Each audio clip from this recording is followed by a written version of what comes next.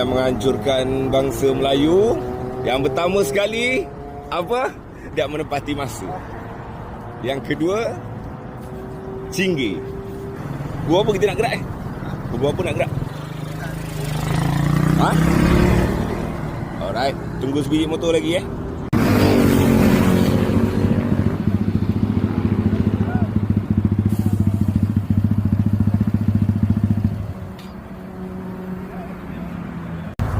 Shell Duta, kita punya first RV.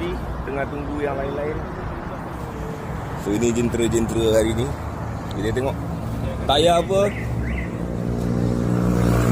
Rosso. Ni tayar apa? Rosso. Ni tayar apa? Rosso tak? Ni tayar apa? Rosso tak? Gila semua Rosso. Tengok tai.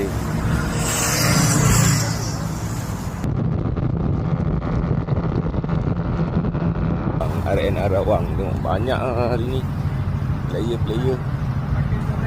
Ini kita punya player. Handsome X-Max. Ini semua racun tuan-tuan. Alright. Makan dia. Kau tahu malam tadi dia tanya aku, esok gerak gua apa jalan? Aku cakap lepas subuh. Lepas subuh kata dia. Dia mengejek-ngejek.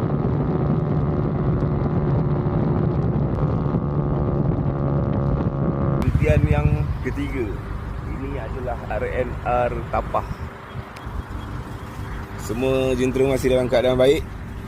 Sekarang pukul apa? 9.45 pagi. RNR Tapah. Bagi alasan makan. Sebab ni nak terlalu cepat. Tak. Orang ride boleh tasut. Kena sleeper. Nampak sangat cakap dengan bini nak pergi beli sarapan. Lepas tu dia gebang kan, motor rosak lah apa. Malam baru sampai rumah. Ini baik ni.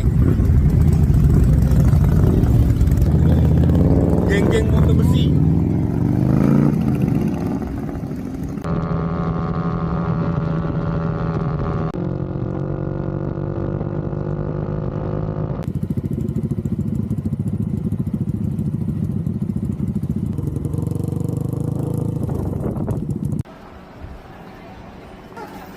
Setelah perjalanan selama berapa jam? Kita tadi bilang pukul 7. Dah alhamdulillah dah sampai. Kita makan-makan. Berat. Lepas tu kita buka video dengan gambar ni. Cuma sebab dia tak kena dulu. Nanti gambar ni.